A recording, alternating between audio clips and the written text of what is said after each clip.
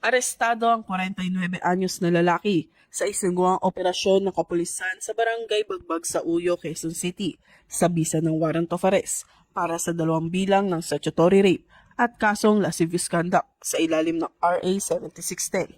Ang akusado ay kabilang sa top 4 most wanted person ng Subic MPS, top 2 most wanted person ng Zambales PPO, at top 1 most wanted person ng Pro3. Naging matagumpay ang operasyon sa tulong ng NPD Anti-Carnapping Unit, Santa Ana MPS, 302nd RMFP3 at Pro3 Cyber Patrol RID3 na nagsagawa ng social media validation at tracking na nagresulta sa pagkakaaresto ng akusado.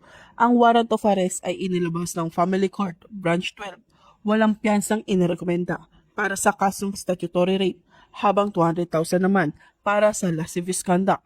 Ang matagumpay na operasyong ito ay bahagi ng mas pinaigting ng kampanya ng Northern Police District laban sa mga wanted person, alinsunod sa advokasiyang bagong PNP para sa bagong Pilipinas, serbisyong mabilis, tapat at nararamdaman.